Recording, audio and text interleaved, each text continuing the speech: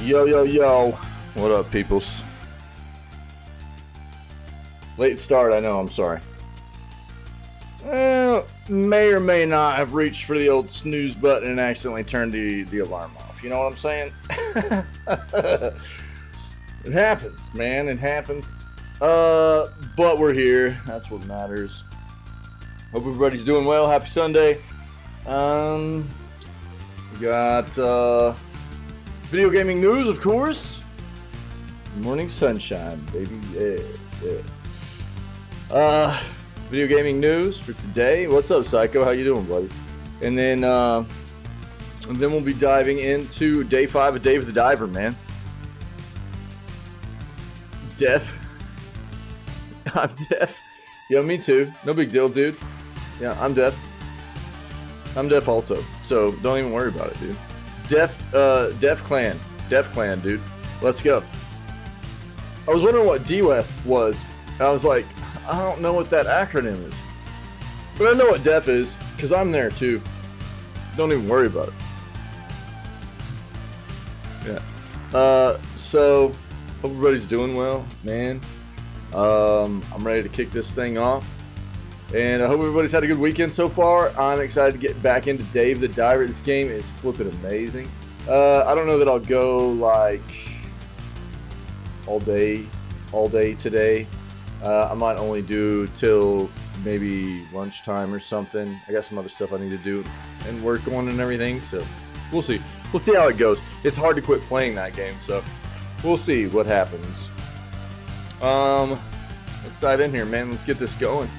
Let's get into this video gaming news. Let's do what we do. Listening to Loop Hero jams this morning, by the way. Let's fix my camera. That would be good for the news segment. There we go. Perfect. Listening to Loop Hero. Very cool roguelike RPG game, man. It's a lot of fun. Highly recommend. And it's got a pretty cool soundtrack too. So if you like what you've been listening to this morning, go check out the OSC, the soundtrack for the game. And if the genre sounds cool, then highly recommend. It's a renowned game, highly reviewed game. People tend to like it quite a bit. So as well as I have played it, it's very good. All right, we'll go ahead and kill the music. Let's get into the news. And of course, I didn't bring up my other tab. You know, of course. Here we go.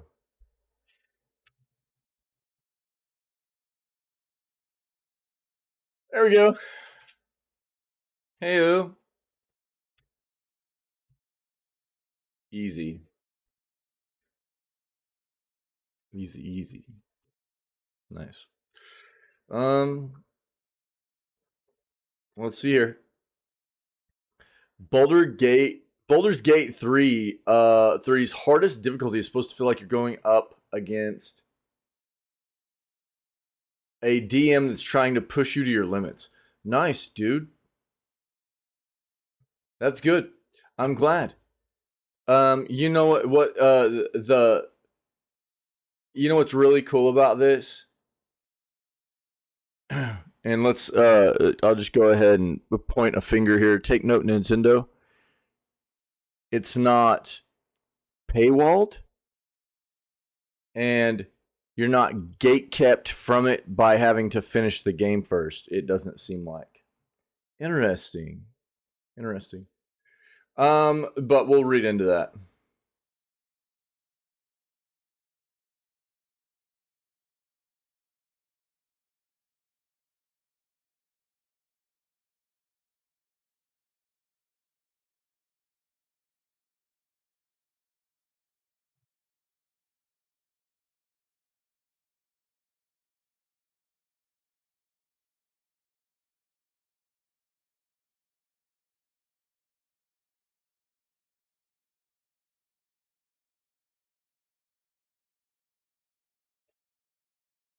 NFL 2K game. What's going on with it? Let's take a peek at that. We definitely need... Here's the thing that sucks. There needs to be competition on the front of NFL games. The terrible thing is that The competition is coming from 2K. uh, so we've got EA and we've got 2K. Um, I guess it's like trying to pick the lesser of two evils. You know, is the way that feels.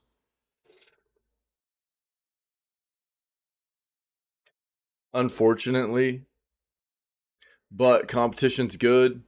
Um, for so long now, like for instance, EA has had just they've been the only one producing a true NFL game like in Madden, or they're the only ones that make a true NHL sim game in the NHL games. And there needs to be competition on those fronts because without competition, nobody has anything anywhere else to go. And all they do is they just keep putting the same game out year after year.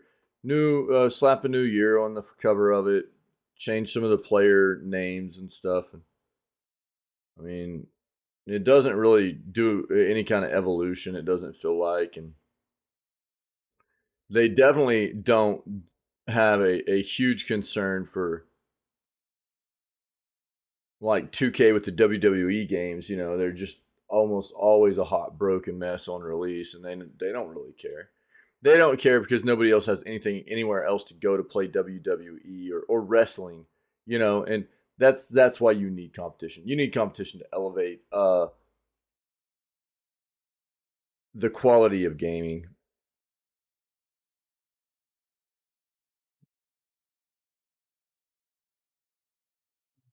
Nintendo shuts down Return of fan favorite NES series. We're talking about F Zero, maybe. Hmm. Kid Icarus. Okay, we'll talk about it. We'll read it. People have been asking for some new F Zero stuff for a long time.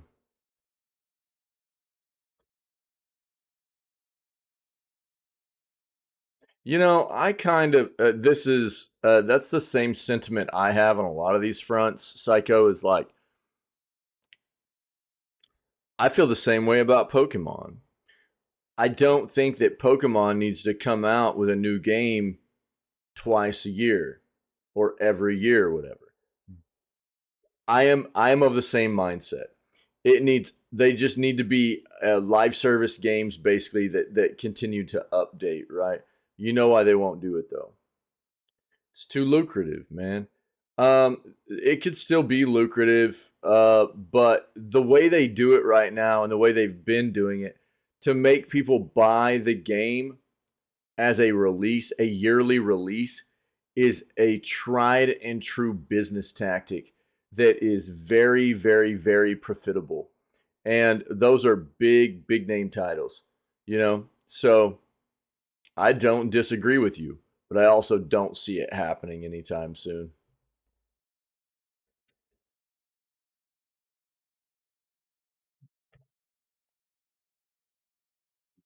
Exactly, dude. Exactly. Yep. But dude, I'm right there with you. I'm right there with you. Yep.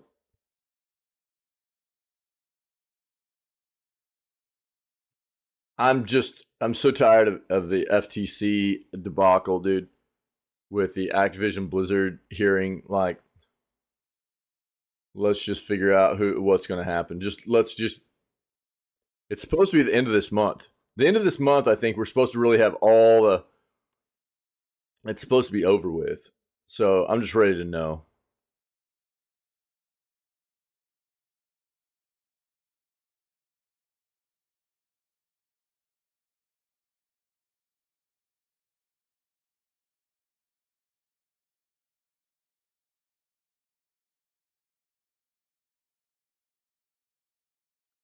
We'll let everybody know what the preload date is for Spider-Man 2 from the PlayStation Store.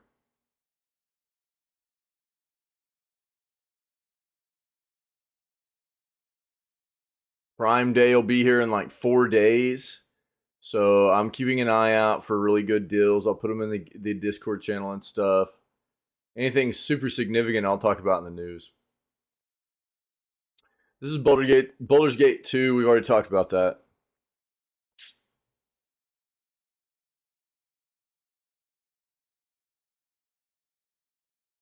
Jesus, dude, again.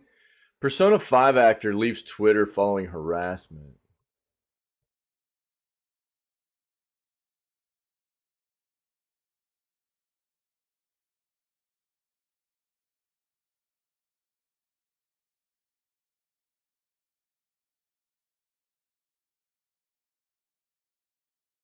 Jesus.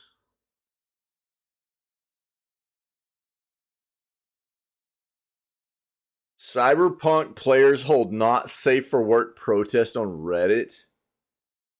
What is this about? I want to know what the protest. I don't want to get into anything gross here, but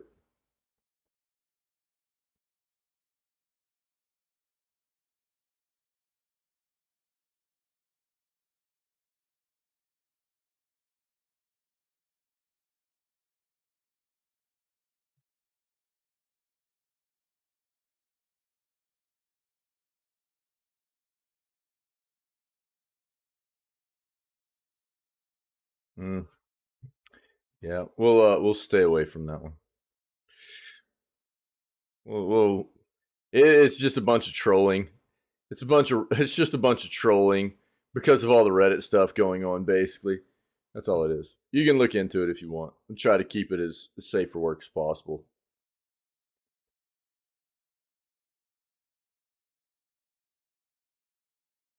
PS5 sale makes $60 RPG only $6 for a limited time. See what this is. Yeah, we talked about this recently. I just put up a video last night as well of kind of talking about, because it was the catalyst behind the clip was this actually Sega moving away from blockchain pay to, basically they even called pay to earn games like boring, and they were one of the, I mean, it was, there was a lot of trendiness, right? There was a lot of trendiness in the industry a year and a half to 2 years ago, and I mean, it was metaverse this, and I kept like rolling my eyes at that and going, all these, it was always metaverse this, NFT that, blockchain blah blah blah, web3, play to earn. It was just nonstop, and for me it was disgusting because all I saw was a bunch of industry professionals and like developers and publishers talking about we're bringing you the metaverse, and it was like, in the default term of what metaverse is, we already have your metaverse. So like the default definition, so if you're bringing something different to the table of what you think the metaverse is, you need to explain it to us. But nobody was doing that, really. Nobody was saying, this is what we're going to be bringing you our new metaverse, and this is what it is. They just kept throwing the word out. It was almost like this whole like woke scenario in the world right now. Everybody wants to toss around the word woke, but nobody, like nobody really knows how to define it. You know what I mean? It was like, that's like what all, it was just a trendy term that industry professionals were using in gaming to um grab attention, but they didn't really know how to define it for themselves. It was really stupid. I was so tired of hearing it. So the metaverse thing and all the Web3, NFT, we saw so much NFT crap. People got scammed so hard. Crypto-based economies and games that people lost so much money on getting scammed. And I just kept going, this is not it, dude. This is not it. This feels terrible. It's all being done in a manner in which people are just getting scammed out of their money, dude. It's gross. And it's not that I didn't see a potential scenario where some of that could be incorporated in a mutually beneficial way to gamers and developers and publishers, but none of it was being done that way. And I really don't see any way in the current state of gaming and where we're at with technology and the evolution of gaming. I don't see a way in which it could really be incorporated right now to be really mutually beneficial for us and developers and publishers and stuff. So in the future, maybe, Right now, no. And I'm so glad to see it die off because it was just so gross, dude. All it was, and there are still some studios like developers and stuff that are super tunnel visioned in on it. Like Square Enix. Square Enix has been very, very public about it. They are blockchain NFT all in, let's do it. And it's just all they see is dollar signs. It's not about bringing a new quality incorporation to their gaming portfolio, which is going to not only be a good business move, but bring something to the table for us that's fun and entertaining as a consumer as well. That's not what it is. It's just a money making scheme for them right now. And that's what I mean. It's looked like the whole entire time for me. And I've had community members that this discussion by me back whenever this like NFT blockchain topic was so hot. I've had community members go, they kind of have a bit of a different viewpoint on it, I guess. And that's fine, man. We can agree to disagree. But I mean, I think time has started to show that the way it was being incorporated is opening people's eyes to the fact that it has just been basically a big scum fest, and I'm glad that it's dying off for now. If you guys want to see the article that got published last night from one of our other news segments, this would be it. Wick, what up, dude?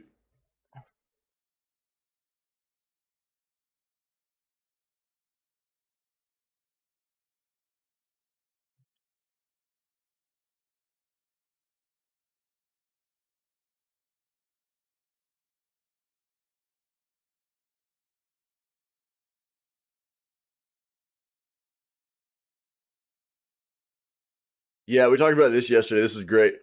I mean, they got rid of the $1 Game Pass Ultimate upgrade stuff, which was a huge thing for a lot of people. They got rid of that about 2 to 3 months ago, and there was a lot of criticism for that. And then this month they just started, but we just found out about 2 weeks ago they were going to be upping the price of Game Pass subscriptions. And with that, though, they brought back the $1 Game Pass renewal, or like if you're just starting into Game Pass and stuff, then you can get a $1. Get into the Game Pass for like $1 to begin with and stuff, and that's a good thing for a lot of people. So it's good to see them at least bring that back and maybe offset a little bit of that criticism they were getting for upping the price of the subscription service overall.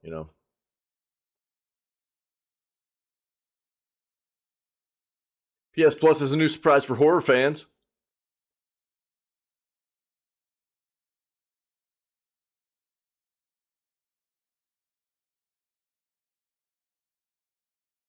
New PS5, PS4 games this week. See what there is if there's anything new.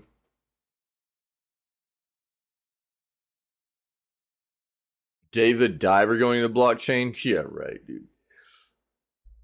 You're going to the blockchain.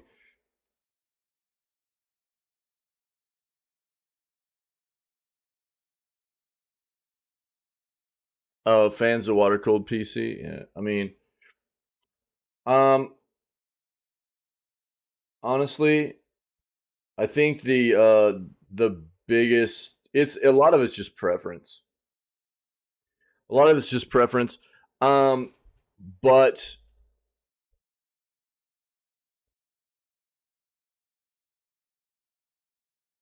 with it's kind of, it depends on what you're doing. It depends on what you're doing. In my opinion, you're not going to get a whole lot of difference out of water cooled than you are really good fan cooled systems. Because usually when people say I'm going to go water cooled over fan cooled, all they're talking about is running a water cooled CPU. You're not talking about doing an entire water cooled custom closed loop system for your entire PC, because that's an entirely different ball game there. So even if you're talking about just doing like water cooled CPU, you're still running fans throughout your entire PC, you know?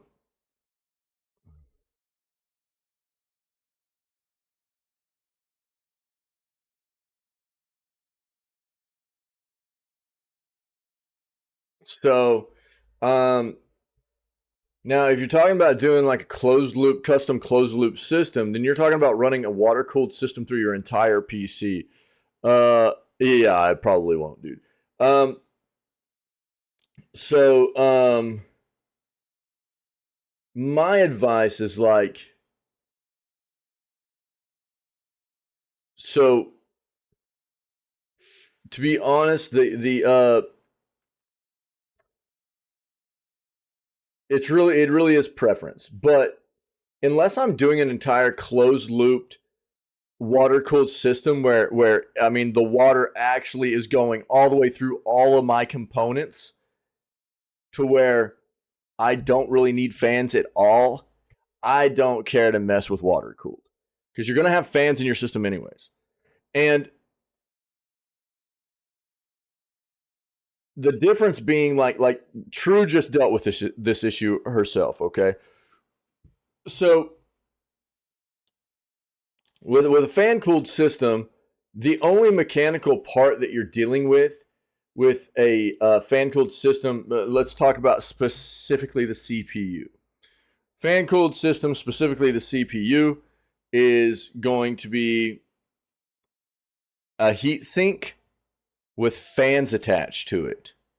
And modern fans, modern PC fans, have a even mid-range PC fans from reputable manufacturers are very, very reliable. They last a very long time. And basically, even most heat sinks on a CPU nowadays will rock a couple of fans on them, but sometimes only one. It just depends. And if that fan dies, it's not like you're not going to be, it's not like your CPU is just going to overheat automatically. That's not the case with water cooled. With water cooled, like a water cooled CPU, if your pump goes out, right? Or if you get a leak, especially, right? You're in a really bad situation. If the pump goes out and you're not cycling that water out or whatever, then the heat builds up real quick. Or if you get a leak and you don't realize it or whatever, and there's no water cycling, dude, that there's nothing to dissipate the heat off of your CPU anymore, and it's just going to burn up. And it's just one of those things that you have to be understanding about what the differences are between both of those different kinds of systems. And are those things that you're normally going to be dealing with? No, but it can happen. And the thing is, like with a fan cooled system, if anything goes wrong, it's just a fan that's going to die out on you. And usually you're going to hear the fan dying out before anything else. And even if the fan dies out, you still got a big metal heat sink on top of your CPU that's going to be pulling heat off still. So it's not going to immediately just like overheat your CPU or anything. So I don't know. A lot of it is just preference. You know, a lot of it is just preference. Um, and you just have to determine what's best for you. Now, a lot of people run water cooled, and that's fine. And there are some great water cooled, just like, you know, where you just run a radiator and that mounts to like the top of your case or the front of your case or whatever. You put some fans on there, and it does a great job of cooling down the CPU.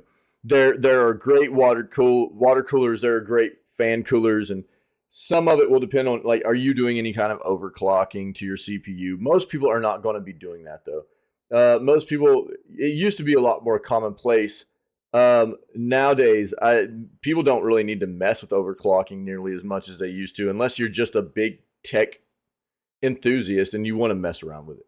And in that case, you're going to be going for the best of the best on either side to dissipate, and probably actually going with some absurd, if you're really pushing the limits of overclocking, um, because you're increasing wattage being put into the CPU, which is increasing heat exponentially.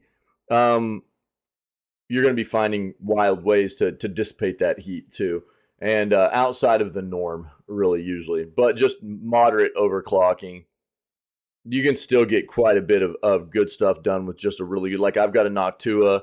Noctua makes great heat sinks, just fan wise, just normal fan heat sinks. And there are a lot of manufacturers that make good water cooling based heat sinks as well. You just got to look into it and determine what's best for you, what you want to do. But like, True just did have an issue.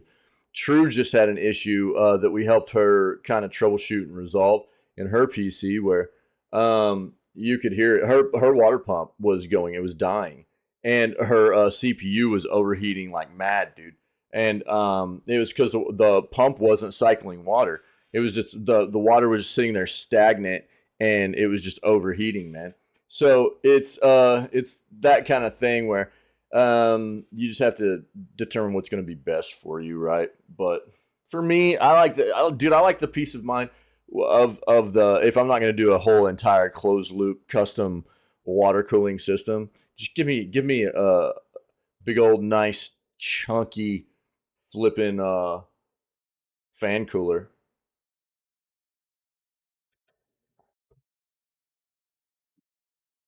Yeah, she did. Yep, she got it all hooked up. Hmm.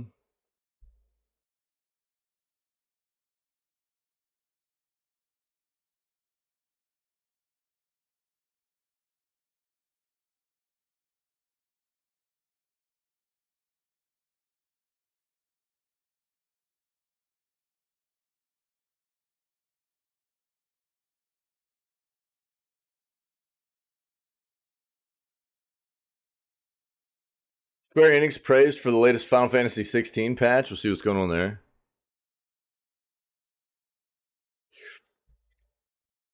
Apparently, her father helped her get the initial one done. Put installed the initial one, and it sounds like it might be like a pretty savvy tech dude. Um, and she let him know that we had helped her kind of narrow it down. It was like Ferret, myself, Mithril, and we were talking to her about what was going on. She posted a video for us to like listen to what was going on, and we were all pretty sure it was the pump that was going bad on her water cooler.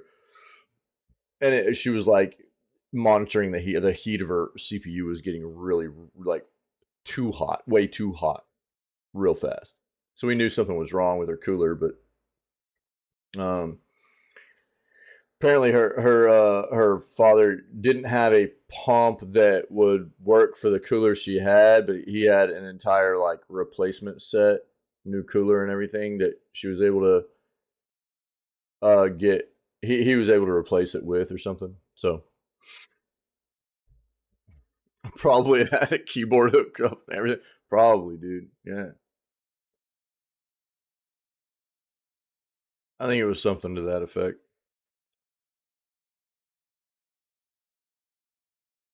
Kayla, how you doing, Kayla? How you feeling?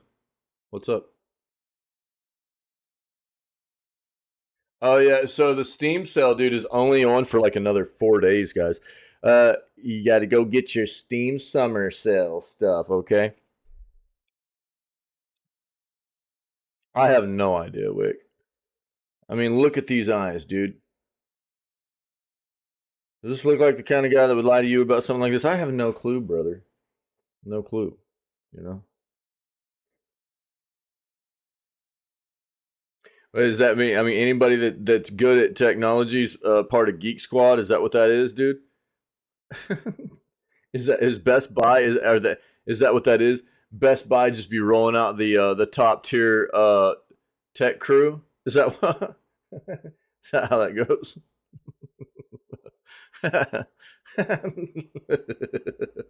Geek Squad's where it's at.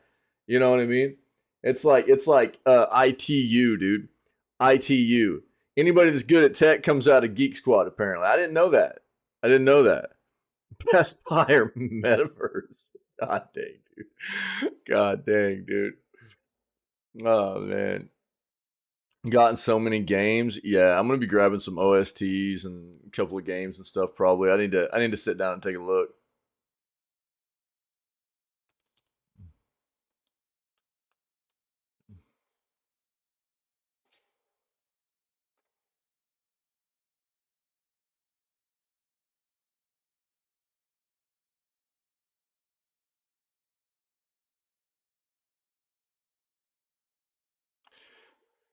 I'm not even gonna dive into this. We all know the issues with Nintendo. I talk about it enough. I'm not diving into that. I don't feel like doing it today. Let's look at our other search.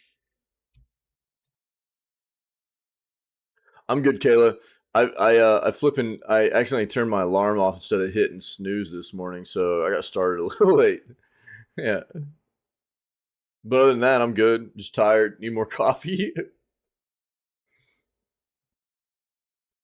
Remember my alarm popped off at like 5 and I was like, wow, wow. Like it went to hit snooze and I accidentally turned it off. And then next thing I know, I'm like waking up and it was pushing time to start the stream. Yeah, I guess, dude. Yeah. So I was like, oh god, dude, I gotta rush. I gotta rush around. So I had to like quick hop in the shower and get ready and it was alright though. I just had to get everything started late. So I apologize, but we're here, that's what matters.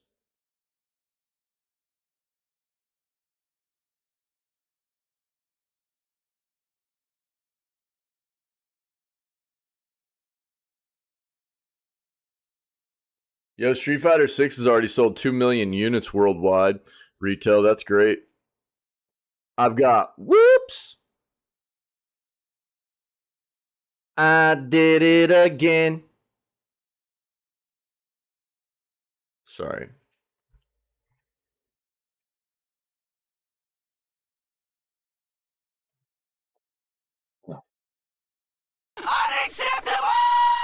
He was a whole 3 minutes late talking about being a slack.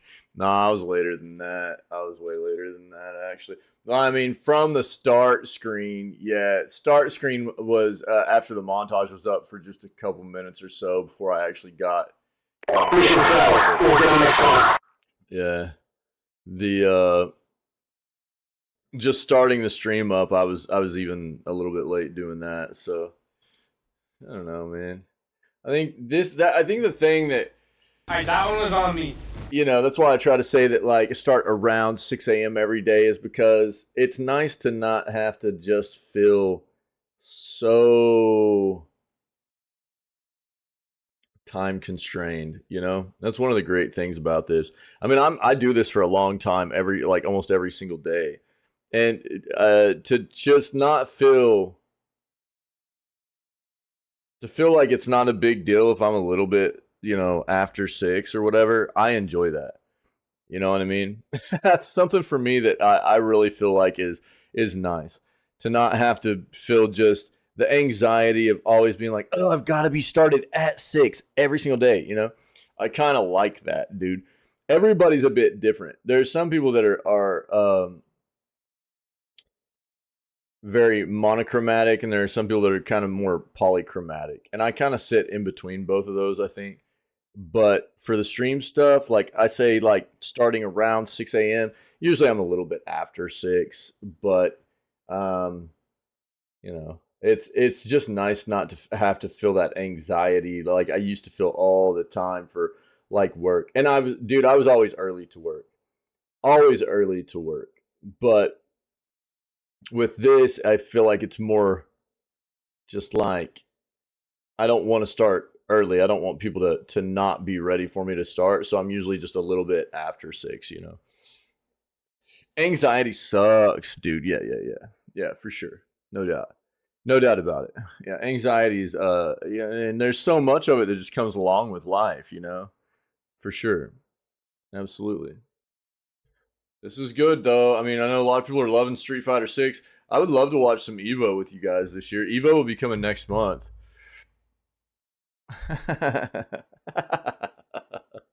Yeah, yeah, psycho.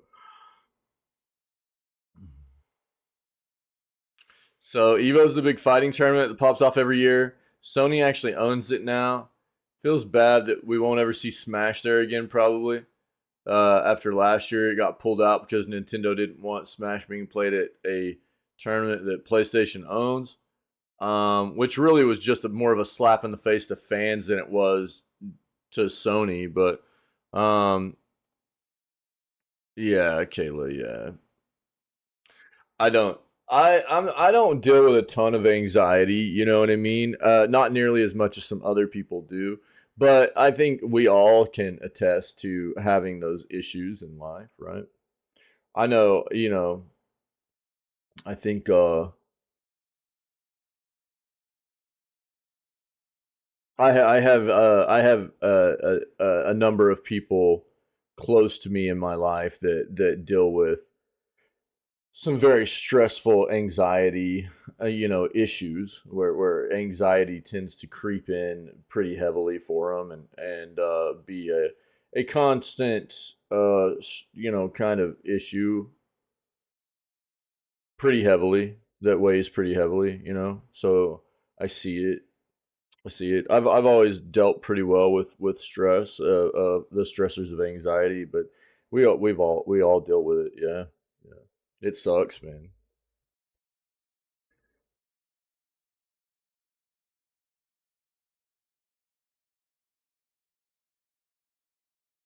Make me one, Psycho. Make me one.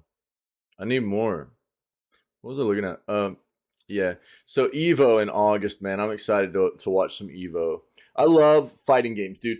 I love fighting games. I don't really play fighting games, but I used to play them a decent amount whenever I was young. I used to play a good amount of like Mortal Kombat, Street Fighter, a little bit of Soul Calibur, a little bit of Tekken, stuff like that. I used to love those games. Even some other types of games and stuff. Darkstalkers, things like that. Marvel Capcom a little bit, but I mean it's been forever ever. And but I love watching competitive play of fighting games, and that's what Evo will be. So I would love to just hang out a little bit and watch Evo together. That'd be awesome.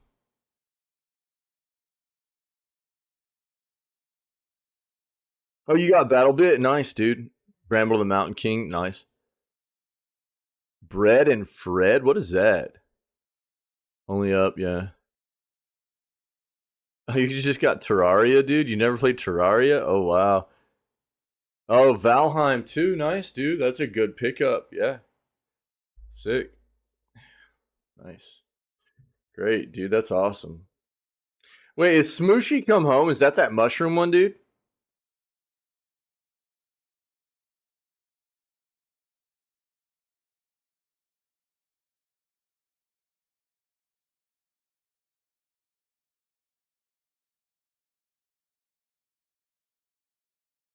Oh, okay, yeah. Feel bad about only up.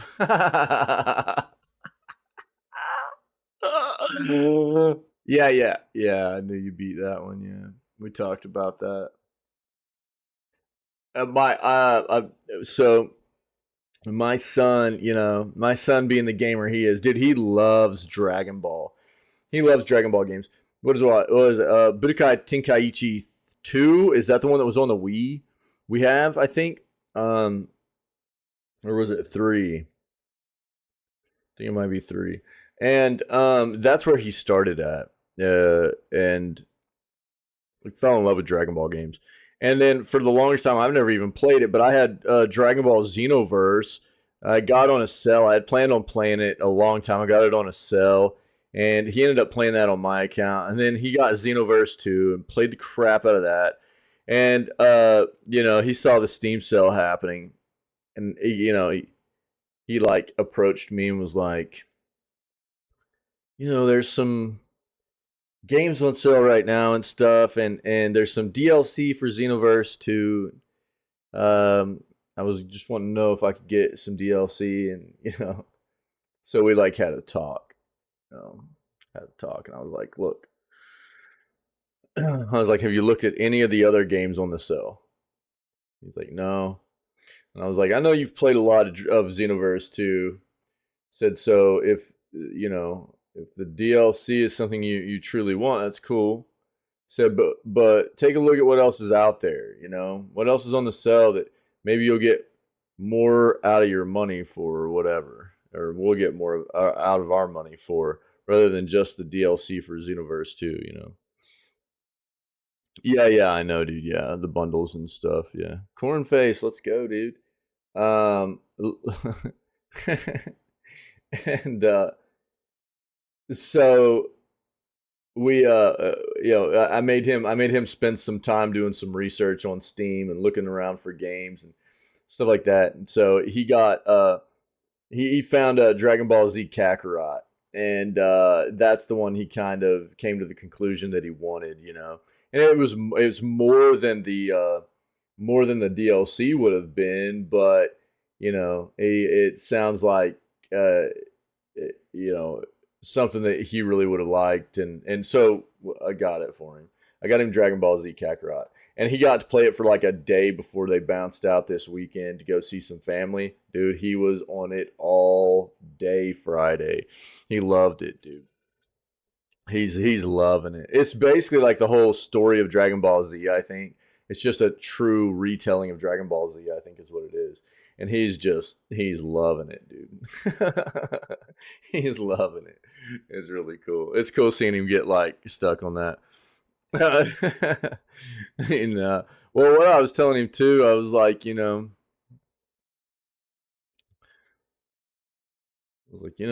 Ball. I was like, Tenkaichi Budokai 4 is in development, dude. I was like, can't be wasting all your money on all these DLCs when you're not going to be getting that much out of them, dude. And I know, you're going to be wanting to buy all the Budokai Tenkaichi 4 stuff when it comes out. And he's like, yeah.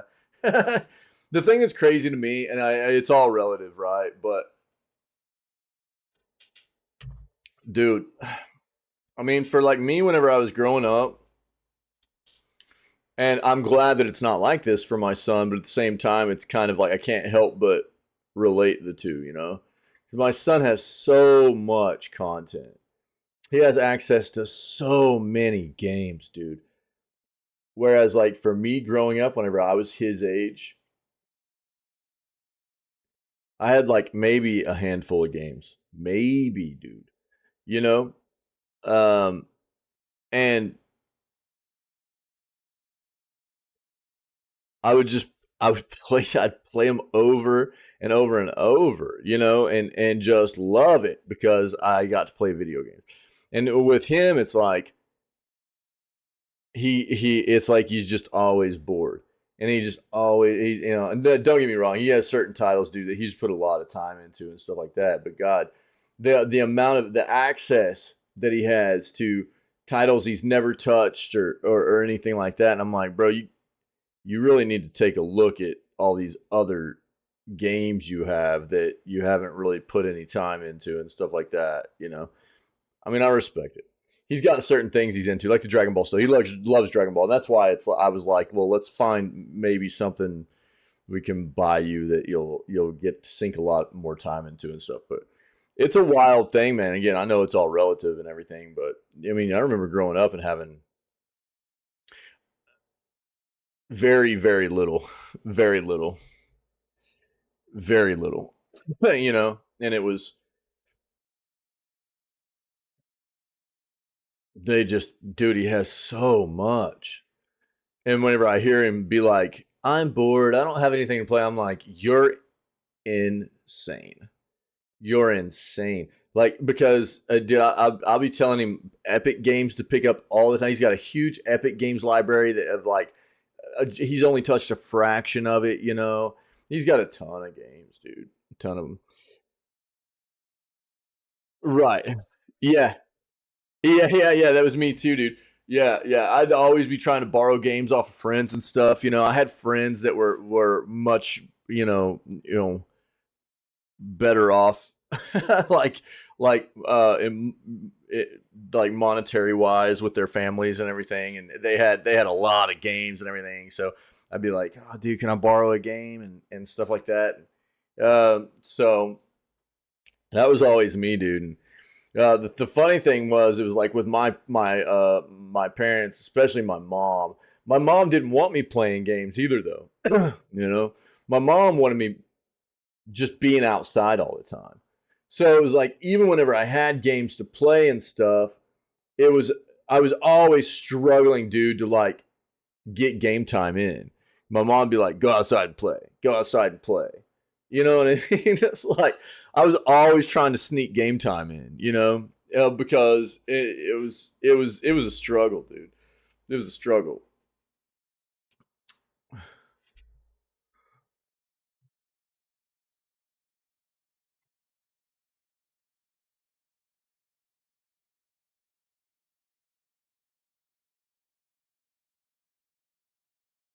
But again, I mean, I do keep it in perspective. It's a different time, and I'm glad my son has a lot more access to titles than I did. I really am. And dude, I'm always looking for like content for him because I know his preferences, the games he's into. Dude, he loves. It's funny. He's very similar to me. He loves bullet hell games. He likes like the fighting, and he's got a very similar like mindset to gaming that especially I had when I was like the fighting game stuff that I was just talking about. He loves fighting games and stuff like that. You know what I mean? So I'm always trying to keep an eye out for things that I think that he'll really enjoy.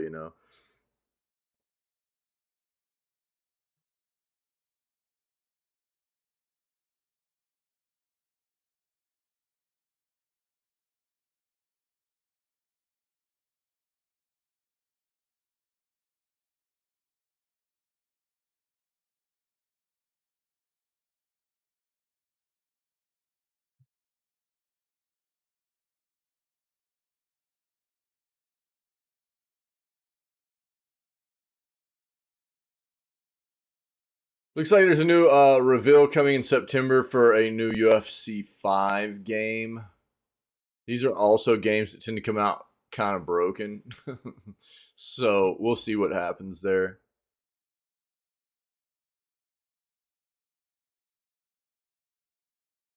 Sonic co-creator found guilty of insider trading in Japan. Yikers.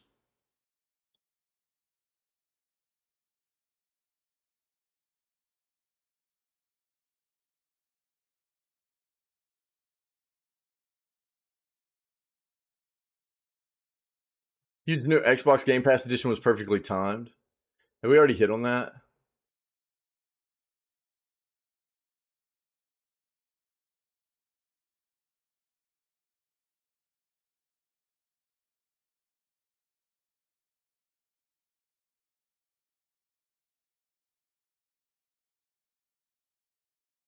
Do we even want the new PS5 model? I think it's just they haven't announced the Pro. We really only know about the Slim model that's coming.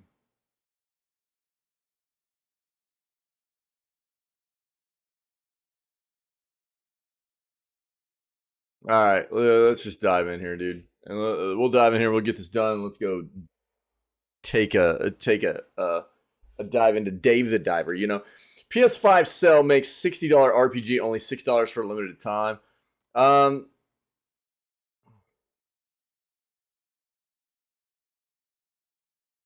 One of the most notable PS5 deals on the PlayStation Store right now is for action RPG Warhammer Chaos Bane Slayer Edition. Normally it costs $60. It's on sale for $6 right now.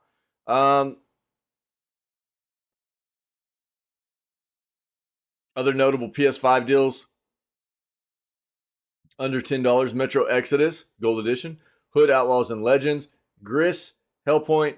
That's a dope game. I liked Hellpoint. Deliver Us the Moon, Eldest Souls, Hunting Simulator 2, Kerbal Space Program Enhanced Edition, Call of the Sea, This War of Mine Final Cut, and The Sinking City. Let's see. I think I can just pull this up on Steam real quick. That way you can see what this is. It's $2 on Steam. Peggy 16. Overall mixed reviews, not looking great. Is in the grip of despair and Magnus fights for his life.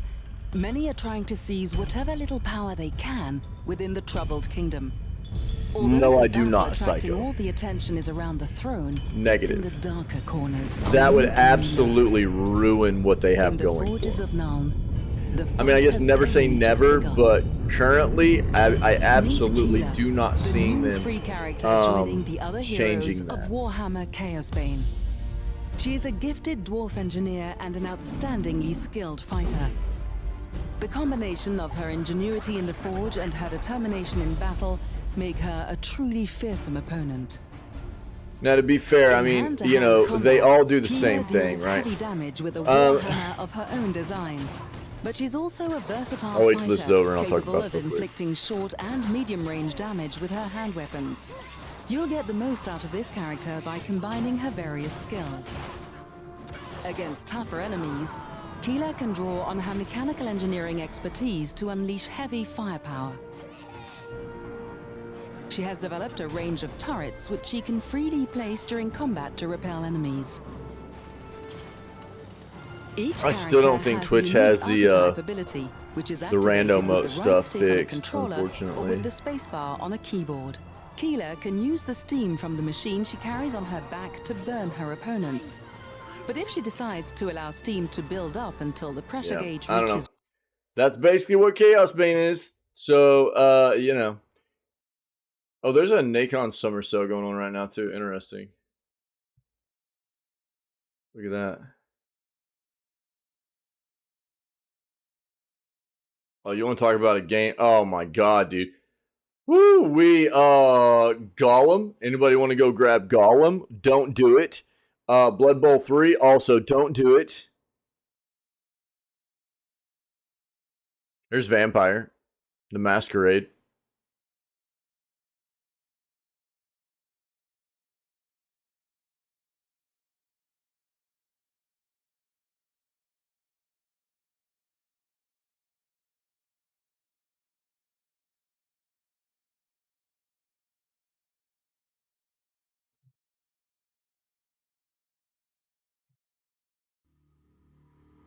Swan Song.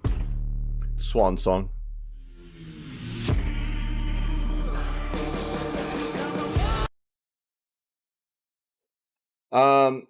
So here's the deal. The whole Nintendo. So basically, what you're talking about is like, you know, all these console makers do. Sorry, guys. I didn't give myself enough time to wake up before I started streaming. They all do their proprietary thing, their first party thing, right? The difference being that usually after a set amount of time, those games will hit other platforms, right? Nintendo never does that. Nintendo games never hit another platform, right? Or almost never, anyways. You talk, especially their big, like, you'll never see Zelda, you'll never see Mario. Those kinds of things, they never go to another platform ever. And dude, I don't ever see it happening. No, absolutely not. It would crush the incredibly valuable system that Nintendo has built for themselves up to this point. You see what happens with, like, now cross-platform. You mean, like, is that what you're getting at? Like make it to where their games will actually come out with versions. I mean, that has to be what you're talking about, right? because to have cross-platform, they would have to have versions for other platforms to be played on. So now there are developers that are making games to be on platforms as well as Nintendo, but Nintendo's main titles don't go to other platforms, right? Well, right. So, I mean, it's not like there aren't. So, for instance, like Warframe. Warframe's on Switch. It's cross-platform, right? Isn't it on Switch? I'm pretty sure. Warframe's on Switch, cross-platform. You can play on Switch with PlayStation players, PC players, Xbox. So it's not like there's not cross-platform on Nintendo. It's not like that's not a capability. It's not like it doesn't happen. So that's the first thing that came to mind. So, but as far as like the Nintendo proprietary games, if that's anything that you were trying to take a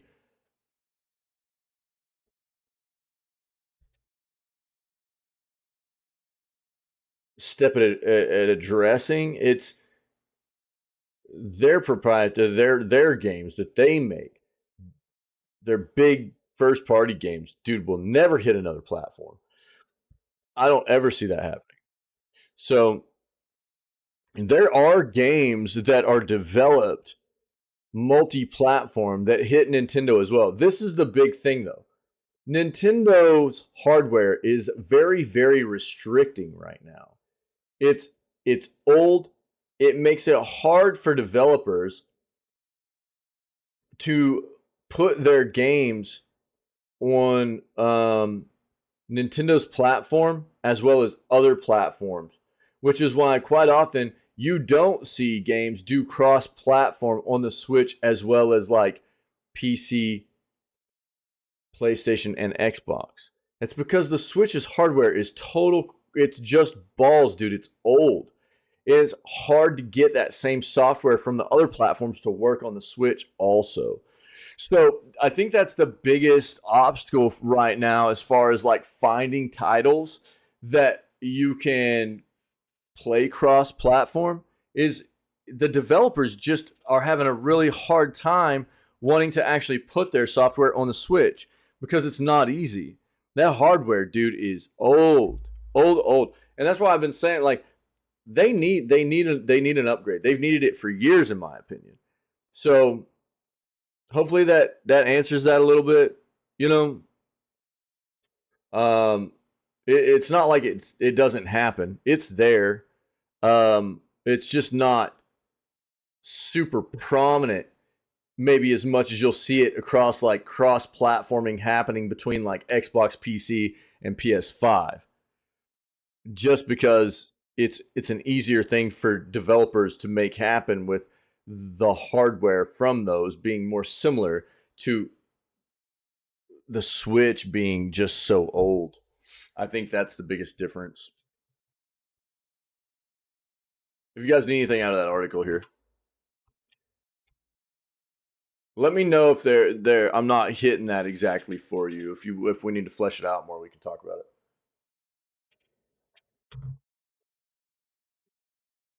Wait, what do you mean? PlayStation Plus has a new surprise for horror fans. PlayStation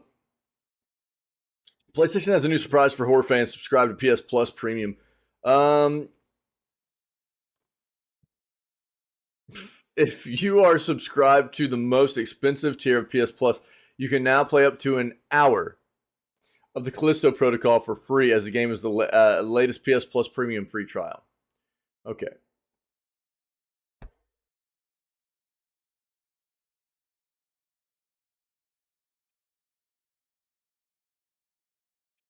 We've got a couple of opinions on this right here. Yeah, this was one of the first things I was going to say. An hour with the game is obviously not very long, but apparently this game itself is only 10 to 15 hours long, which is kind of gross. This is a decent slice of the game. If you like what you play, you can continue on by purchasing the game outright. It's not currently on sale in PlayStation Store, which is charging $70 for the game.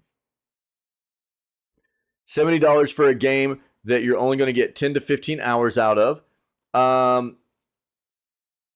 No, I don't think that doesn't sit very well for me. And not only that, but this game did not review very well, which feels really bad. Callisto Protocol was supposed to be like the spiritual successor to Dead Space. This is from the same creative director of the original Dead Space games. I can't think of his name right now. And this game did not hit the mark for most people. It felt pretty bad, had a lot of performance issues on release. And at 10 to 15 hours long, it released like the end of last year. They're still charging $70 for this? Really?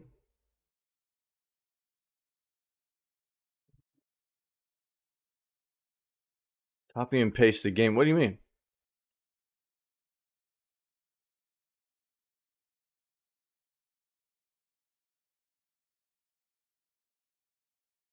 Yeah, Glenn Schofield right there. Glenn Schofield, the creator of Dead Space. Yeah. Let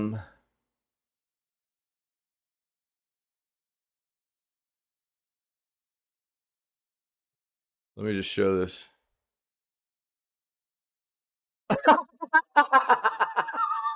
Bro, that's hilarious. I love it, dude. I love it. That's so funny, bro. Oh, dude. Yo, check it out. I mean, I'll link this for you guys. I think this is not a bad thing for developers have started, or like platforms have started doing this. Where, you're starting to see where they're giving people access to a taste of games. But I don't think that like maybe Callisto Protocol is a good example of where they should be giving people a game to dive into. Yeah, I look more for these titles like we've seen this happen with like Midnight Suns, or Guardians of the Galaxy. Take those kinds of games, which reviewed very, very well, but maybe didn't sell incredibly well. Had maybe underwhelming retail results, but overall they've reviewed very, very positively in content, gameplay, stuff like that. And I think that what you want to do is you want to get those games. You want to get those games into people's hands for a trial period. Give them, a couple of hours of access to those types of games. That way people understand how good those games are, and it entices those people to play those games, as opposed to something like this, which hasn't reviewed very well, has very limited game time in it, stuff like that. It's like, I don't think this is very enticing for people, to be honest. It isn't for me, that's for sure. Look at this. I'll link this for you guys real quick if you want to see it. But I probably just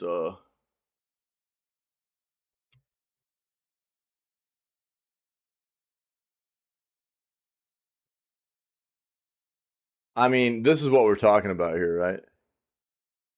This game got a 68 on Metacritic and a 5.4 user score. This is PC. PS5, 69 Metascore Kappa, 6.8 user score. It's not much different across different platforms. Series X, about the same thing. It's not a great game. You might haven't. This is usually what I say. Anything that's like a mid to 60s to a mid 70s Metascore is probably going to be an okay experience. You might have a okay time playing the game, but you're not going to be like set on fire about it or anything. It's not gonna be like overly entertaining, I don't think. And I think this just shows, same thing. The reviews are matching up with user scores and stuff. It's not an incredibly fantastic game across the board for people. It might be entertaining enough, but I'll say this. it's not going to be bad for people to be able to try out like the first hour of the game, but for people to pay $70 for a game that you're going to get like maybe 12, 13 hours of gameplay out of, and this is the kind of experience you're going to be getting, dude, that feels terrible. I don't think that's where you want to be with this, you know? Exactly, dude. Exactly. Absolutely, dude. New PS5, PS4 games this week, 10th July to 16th July. I'm actually going to try this, I think. I'm going to try Exoprimal. It comes out on the 14th. I'll probably play it on Game Pass, see how it feels. Anybody else wants to try it out? We'll give it a shot maybe this coming weekend. Just have some fun with it and see what's up. New PS5, PS4 games releasing in physical retailers and as part of the PS Store update this week. What new PS4 and PS5 games? Release schedule slim. There are flickers of life with the release of pretty major titles like Exoprimal and Oxenfree 2. Oxenfree 2, as well as its predecessor, Oxenfree, can be played on the Netflix app as well. So if you're a Netflix subscriber, you can play those games on their app. If you already are a subscriber to Netflix, you can play Oxenfree 1 right now, and you can play Oxenfree 2 when it releases in 3 days. Okay? Without having to purchase it. It's just part of the subscription. You just play it on their mobile app, right? But this is what's releasing. Rain World Downpour, The Valiant on the 11th. 12th is Mordhau, Oxenfree 2, Lost Signals, and Sea Horizon. 13th of July, Atelier Marie Remake. Ed Zero Zombie Uprising, Gravity Circuit, Naraka Blade Point, Operation Wolf Returns. And 14th is Exoprimal. I'll link this for you guys if you need it.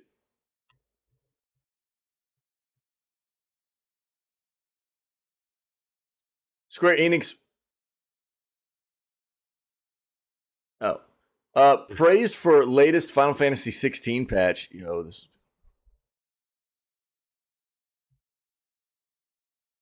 So Square recently debuted update 1.03 for Final Fantasy 16. Roughly 2 weeks after the game first came out and had a generation-topping sales figure, albeit one that turned sour quickly just recently. Nevertheless, the latest patch should be welcomed by the millions of players who are still enjoying the latest Final Fantasy entry. New update casts the spotlight on several additions under the System tab of the main menu. Biggest enhancement is the introduction of the motion blur strength adjustment with a scale of 0 to 5. Okay, so you can get rid of motion blur.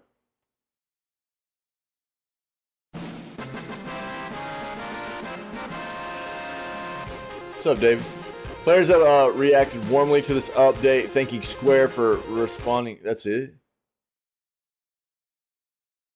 They didn't naturally they didn't by default have an option for turning motion blur off?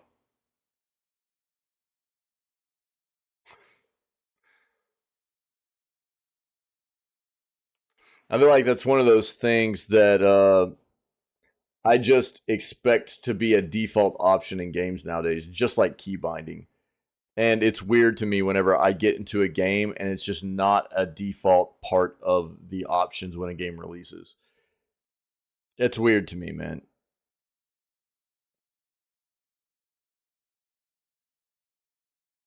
Further enhancing user control, the update introduces a slew of new camera settings. Player follow movement and player follow attack. When disabled, these settings stop the camera from auto-tracking the player's movements and attacks, enabling players to wield more command over camera positioning during gameplay. Camera sensitivity options, both horizontal and vertical, now offer an expanded range with maximum settings boosted from 10 to 20. 3 new controller layouts have been introduced, labeled as types D, E, and F. Augmentations provide players with a greater variety of customization options, taking the gaming experience a notch higher. They don't have customization for key binding, do they? Or button mapping. They just give you their own custom layouts for the controller.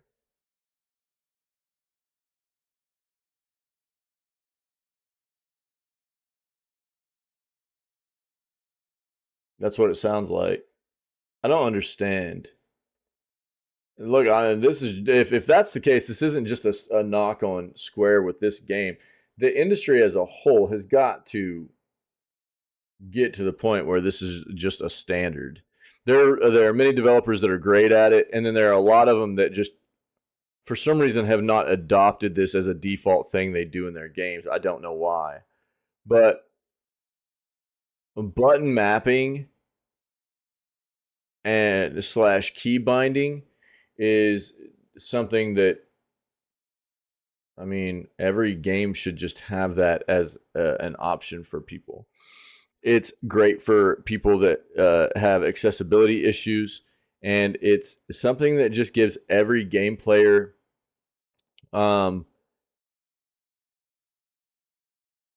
the options they need to get a game played in the way that feels the most comfortable to them.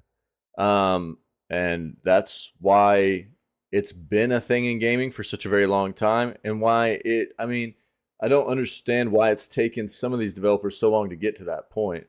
They haven't left any stone unturned in its quest to iron out glitches.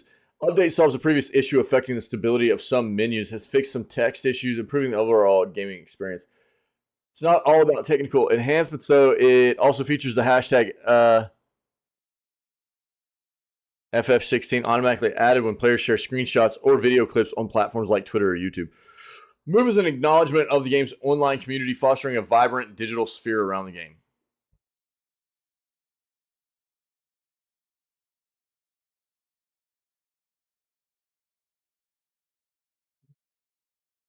While the updates are lauded as significant improvements, it remains unclear whether the 1.03 update addresses some of the performance issues previously reported by players.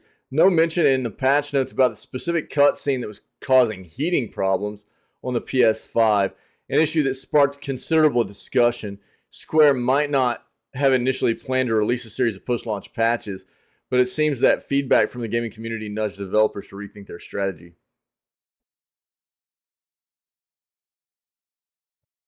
However, there's legitimate criticism about whether the issues with FF16 is Square Enix's fault or a design flaw of the PS5.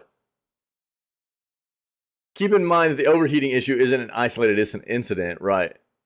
Everything from Ghost of Tsushima, Marvel Spider-Man, Remastered D4, and even God of War Ragnarok have all reportedly resulted in PS5 units turning off on their own. Yep. Yeah, I would say it's a design, it's an engineering flaw. The systems don't seem to dissipate heat well enough.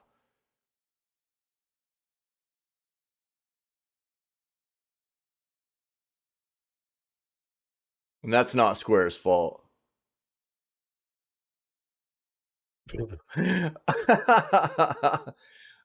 Silver lining here is that the PC port is coming probably years later, okay? So, look, dude, they're working on it. But, and to be fair, Square Enix is kind of terrible at,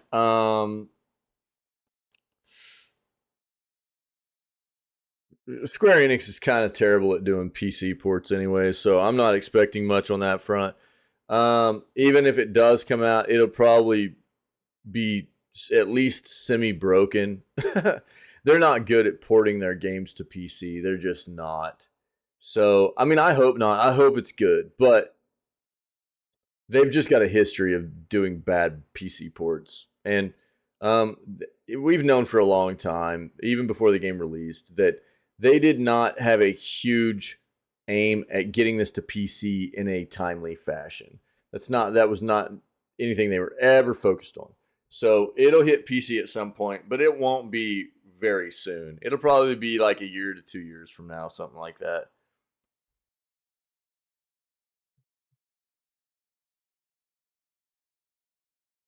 If you need more out of it. Doing that Final Fantasy 12 stuff, bro, ski. Nice, Davey. Sonic co-creator found guilty of insider trading in Japan. Naka violated Japan's Financial Instruments and Exchange Act, which forbids the use of undisclosed, non-public information to trade stocks. Renowned video game developer Yuji Naka, co-creator of the Sonic Hedgehog franchise, former employee of Square Enix and Sega, has been convicted of insider trading, a crime that has not only left his career in shambles, but has significantly damaged his reputation within the gaming industry. In a chilling culmination of a trial that started in March, Naka has been sentenced to a suspended term of 2 years and 6 months in prison, supplemented by 4 years of probation. Verdict means that Naka will avoid prison time as long as he adheres to the court's specified conditions and abstains from any further legal infringements during his probation period. However, escaping the confines of prison doesn't mean Naka's journey through the legal system is over. He now faces a colossal financial hit levied in the form of 2 fines totaling 173 million yen, I think is what that is. $1.2 million is what that would be US.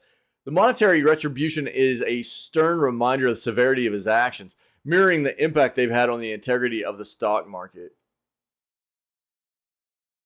Naka's questionable practices involved insider trading tied to 2 separate incidents.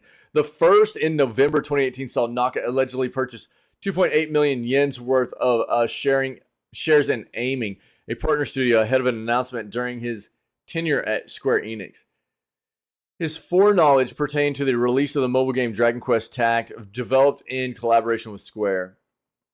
Naka's nefarious deeds didn't stop there. He was arrested a second time in December of 2022 under accusations of buying 114.7 million yen worth of shares in Final Fantasy VII, the First Soldier mobile game, before its reveal, suggesting that Naka exploited privileged access to materials and meeting minutes concerning investment decisions, acquiring inside information about the new Final Fantasy and Dragon Quest games. Upon the revelation of these games, Naka reportedly sold his shares, reaping significant profits from the inevitable rise in stock prices that followed the game's public announcement.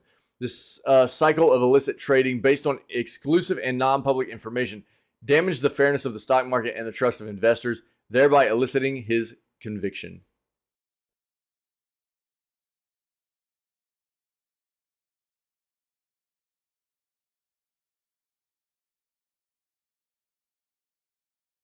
Luckily, Sonic is in good shape right now after running circles around its competition in the 80s and 90s. Fell and fumbled through the 2000s before finding its footing again in recent years.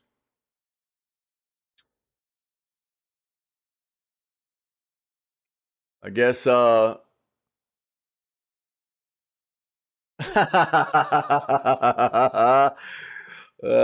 quite possibly. Quite possibly. Yeah. A lot of that, I think a lot of that, you know, I mean, that's around the world too, but yeah, especially here in the US.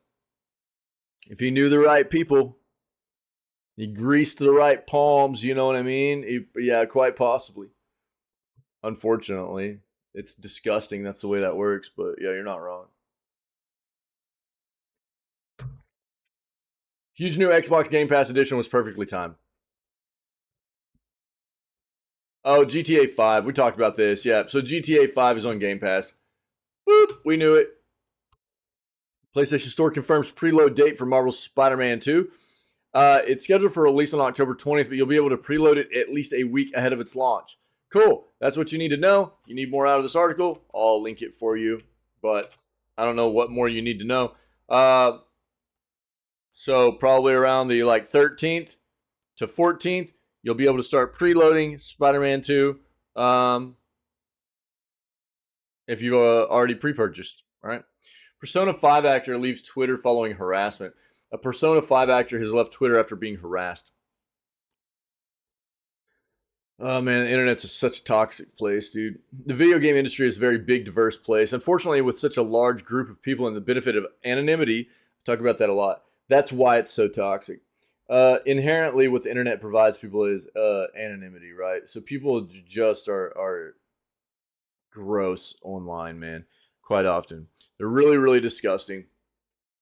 They're horrible to each other, quite often, and it results in people being treated this way, and it's rough, dude.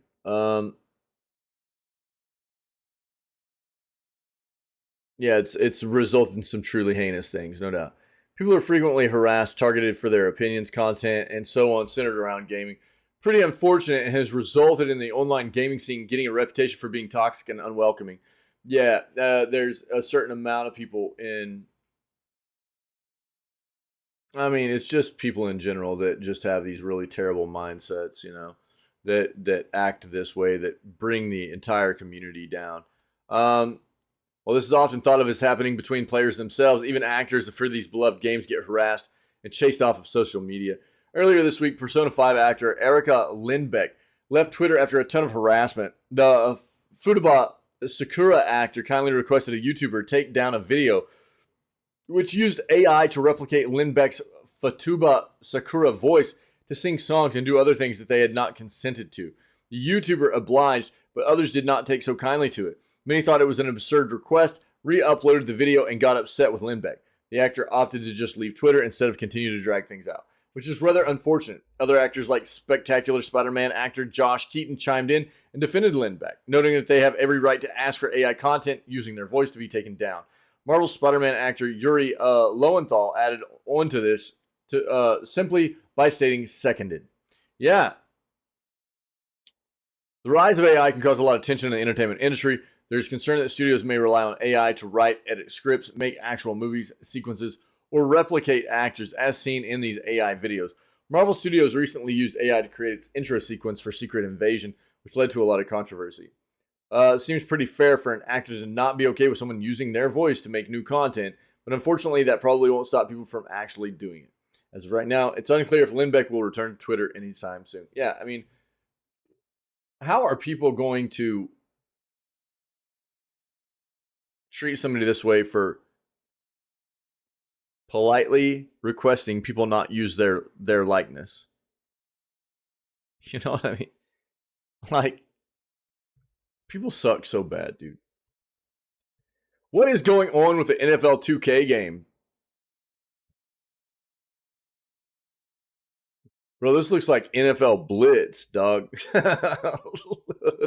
Dude, this looks like NFL Blitz.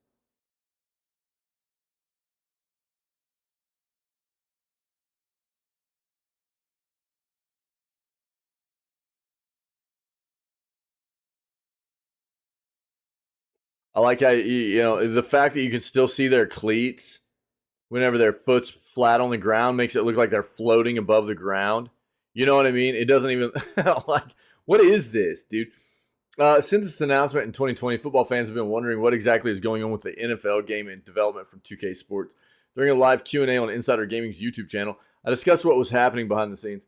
According to multiple sources close to the game's status, the development of the NFL 2K game has been restarted at least twice since it began.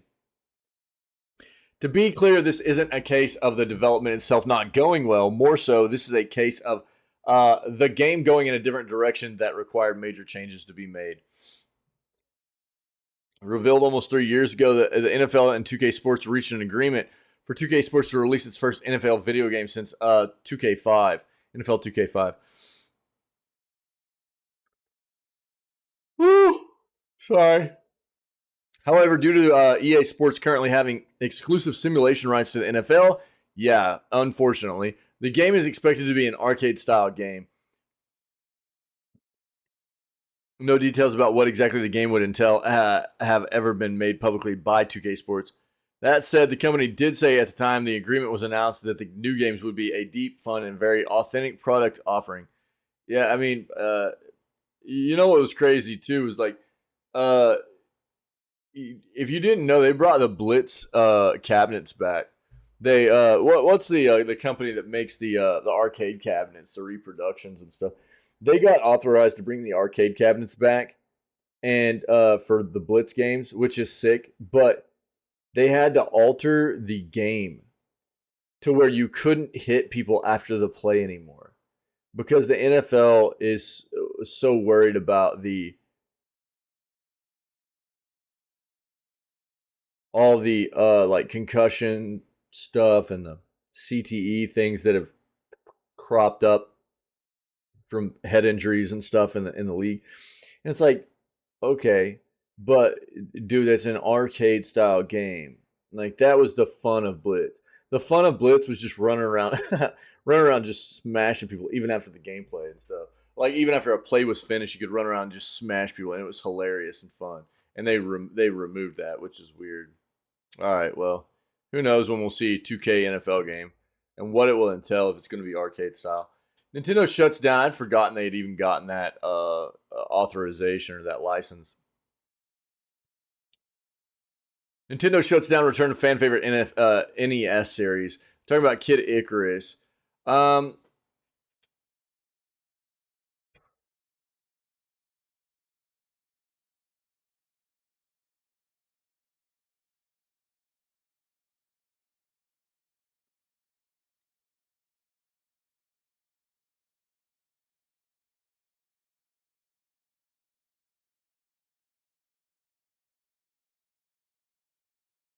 So there hasn't really been a title since Kid Icarus Uprising in 2012, 3DS title. There's no current plans for another Kid Icarus.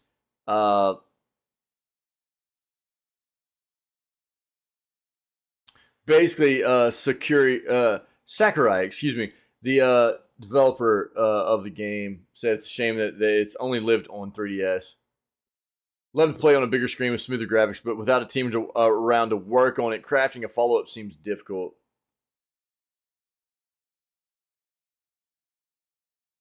So basically, anybody that's a fan of Kid Icarus games, it doesn't look like you're getting anything anytime soon, all right? I didn't read the whole thing, I just basically skimmed it. All right, Psycho, yeah, buddy. There you go. Baldur's Gate 3, this is the last article I have. We're going to go play Dave the Diver after this. If anybody has anything to add, let me know, and I'll address it before we move on and get into diving for the day, okay? Baldur's Gate 3's hardest difficulty is supposed to feel like you're going up against a DM that's trying to push you to your limits. Push you to your limits. In the final panel from Hell preview of Baldur's Gate 3, Larian revealed the details of the game's highest difficulty, Tactician. In addition to reprising features of the mode from Divinity Original Sin 2, like increased enemy stats, more aggressive AI, Tactician will also include bespoke additions to many of the game's combat encounters in order to tip the scales for your enemies. We have it in 2 layers. There's the base layer that all characters in the game are going to get. That's the basics, like just increasing HP or making it easier to hit you, explained Larian's senior combat designer Matt Holland. Then there's the local player. We've gone through every single combat in our game and added little bits of spice to make the combat shine. Shine just a little bit hotter and be that much harder. To demonstrate, the panel went through the same combat encounter once on balanced, normal difficulty, and once on Tactician. On balance, the duo of monks was able to get the better of a gaggle of goblins strewn throughout the town. Player characters had 1 KO, but otherwise took care of the fight pretty handily. On Tactician, those same goblins all had fire arrows, while the main entrance to the town was strewn with oil and explosive barrels. One monk was down and the other on life support within a single turn. Tactician's mode's AI changes all look set to introduce much wailing and smashing of keyboards. Brutal AI, Holland declared. We want to make it feel like you're going up against a DM that's trying to push you to your limits. Nice. Enemies could prioritize squishy casters, ignore your tanks, or avoid your traps instead of rushing through them. Holland and Larian creative director Swin Vink went in depth discussing how certain enemies would aggressively target your casters when they try to maintain multi-turn concentration spells. You're going to start playing on Tactician because you can handle it. Then you're going to start crying. Vink quipped to the crowd. You're going to say, our game is bad. It's not our fault. It's you. Not me, man. I'll stick to balance. I feel like I've been playing RPGs forever, and I've still had a rough time in Divinity Original Sin 2's last few fights. Not long now until Baldur's Gate 3, yeah. So, August 3 release on PC, PS5, September 6 release, right?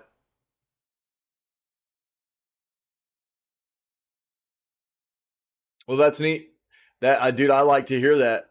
I play my game. I like playing my games on hard difficulty, so this is good news to me. I like this. This is cool. That's the news, guys. That's the Jam-a-lam. Let's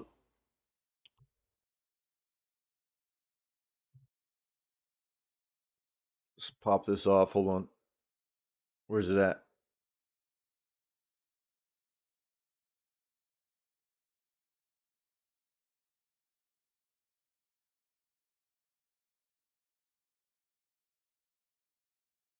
That'll work, I think. Sorry the stream started late. Happy flipping Sunday. I hope everybody's had a good weekend so far. We're gonna go play some Dave the Diver now for the rest of the day, but as always, I appreciate you guys. Thanks for being you. Thanks for being a part of this, helping to make such an amazing space for all of us to be a part of. And I don't know if anybody out there is catching this video gaming news segment for the first time, or might be watching this as a VOD later, as it will be up on the YouTube page along with all of the previous video gaming news segments. We have clips of important pieces of video gaming news that have been pulled out of these and uploaded as different VODs and highlights. We've got all of our gameplay that we do gets pulled out as episodes for entire playthroughs. It can be found in playlists, as long as also just having like funny and fun like clips and highlights of stuff that's happened in the community over the past 2 years of having the channel live. So if anybody is enjoying this, then I would prompt you to go check that stuff out on either the Twitch channel or the YouTube channel. And if you like what you're being exposed to, man, come hang out with myself and the rest of the amazing people that are part of our community here whenever we go live. It's roughly 6 a.m. CST every single day except Wednesdays right now, so 6 days a week. And we always kick it off with video gaming news before we dive into whatever gameplay we have planned for the rest of the day, okay? Other than that, stay healthy, stay safe, be kind. Have a great rest of your weekend, whatever you got left of it. And we will catch everybody tomorrow for July 10th edition of Video Gaming News. All right?